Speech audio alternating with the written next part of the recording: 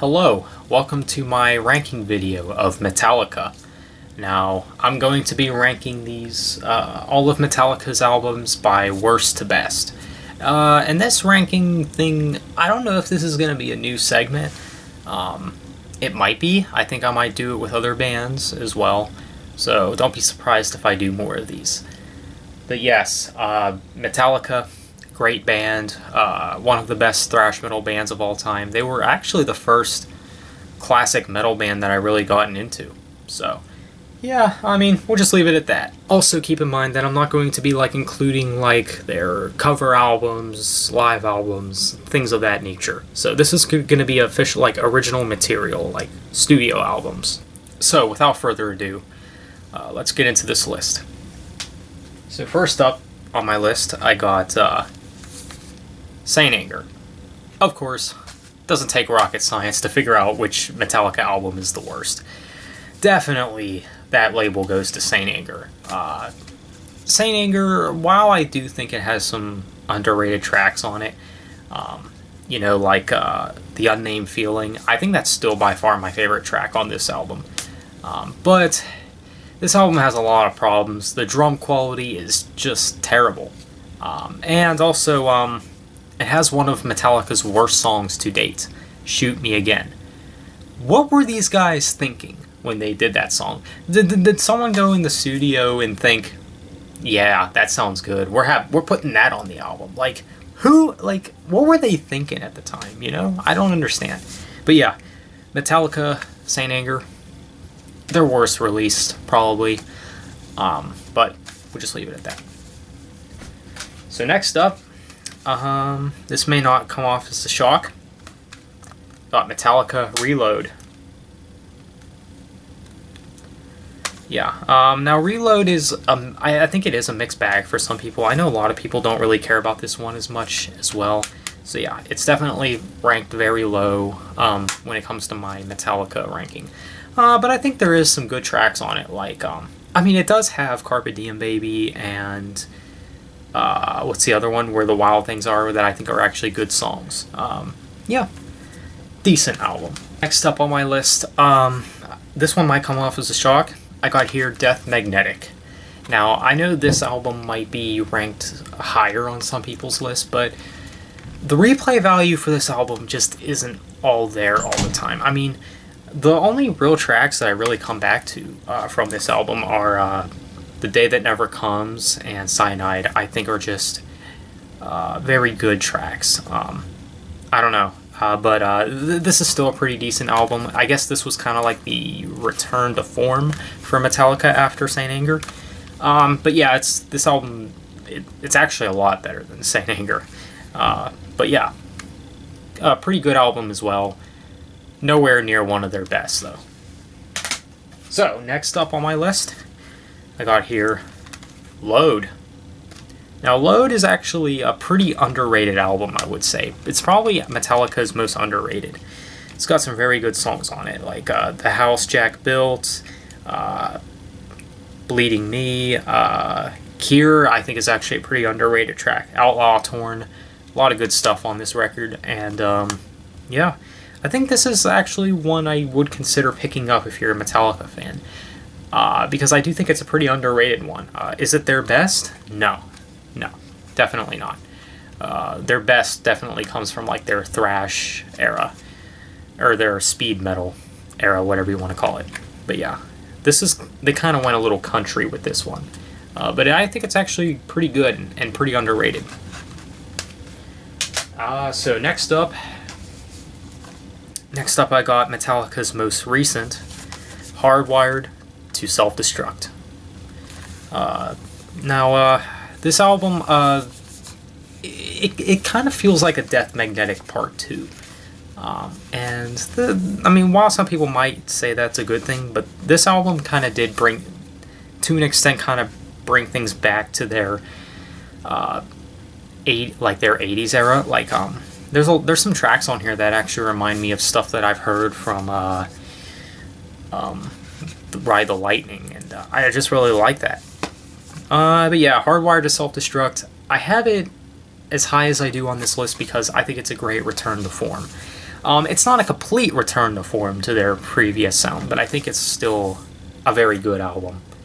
And I definitely recommend it if you haven't heard it yet.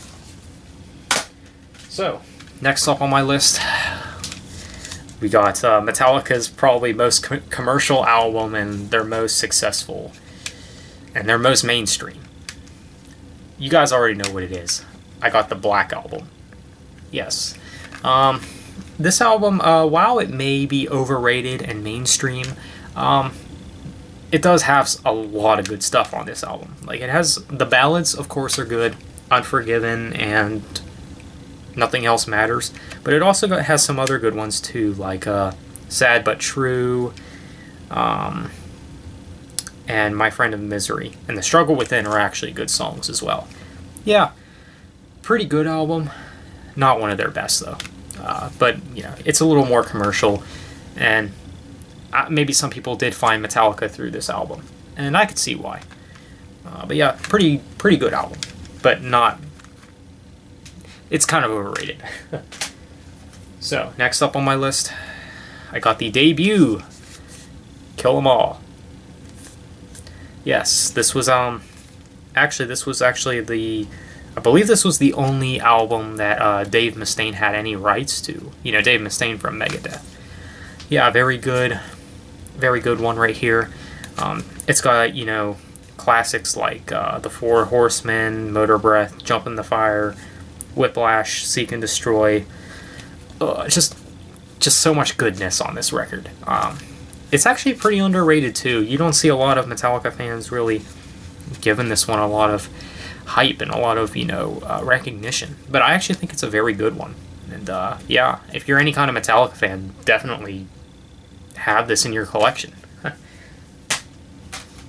So, next up, now there was once a point where I did consider this one my favorite. Actually, these last three that are on this list are really hard, you know, because they're all my favorites, always have been. But next up, I got And Justice for All. And Justice for All, fantastic album. This was, unfortunately, the first Metallica album without Cliff Burton, I believe. Yeah, that's very sad. It's sad to know, like, what happened with him. Like, it's probably one of the biggest tragedies in metal in general. Yeah, and in music, I would say. Yeah. But And Justice for All is a great album. I really like the raw intensity that it has. But my biggest problem with this album is and I think one of the reasons why it's not number one is because all the songs are just a little too long. But the songs are very good. I mean, it's got the classics like Blackened and One, Short of Straw, Harvester of Sorrow, and Dyer's Eve, Frayed Ends of Sanity. Just outstanding stuff on this album. Most of the tracks, like 99% of the stuff on this album, is great. It's a great album, to say the least. So next up, again, this one also I have a hard time not placing at my number one, because this is also a very, very good album. But I got here Master of Puppets. Master of Puppets, oh boy, what do I have to say about this one? It's good. It's definitely good stuff. I know some people also say that this is an overrated Metallica album, and I can agree to some extent. It's probably like their second most popular, right behind the Black Album, but this is still a very excellent album. And it was, after all, the album that helped me get into the classic metal in general. Yeah, I really do like Master of Puppets. It's, you know, it's got classics like Battery, the title track, of course, it's a classic. Welcome Home, Disposable Heroes, Leper Messiah. Just so much good stuff on this record, and yeah, I don't know what else to say about it. Great stuff, great album. And if you're a Metallica fan and don't have this one yet, I would probably hesitate to call you a Metallica fan. Definitely a great release right here. This was the last album with Cliff Burton on not on vocals, on bass. So, great stuff right there. So last but not least, you guys know what's up. And this has always been consistently one of my favorites from the band. I got Ride the Lightning. Yes. Nowadays, I consider this my favorite Metallica album. Definitely it's a strong release. The songs are just outstanding. There's not a bad track on this album. Every song on it is just pure gold to me. From front to back, it's just an amazing release. And if you really put a lot of time thinking about Metallica's studio albums, this album is just so superior compared to a lot of their other releases. But yeah, I really do love Ride the Lightning. Just fantastic stuff. And it actually might be the Metallica album that I've listened to the most. It's got For Whom the Bell Tolls, Fade to Black, Trapped Under Ice, Creeping Death are also just excellent tracks. Yeah, great album right here. It might even be one of my favorite albums of all time. Great stuff. Well, there you have it, guys. That is my list of my Metallica rankings from worst to best. I want to know what you guys think of my list, or my rank, and I also would like to know how you rank the Metallica albums. Let me know. So thank you for watching.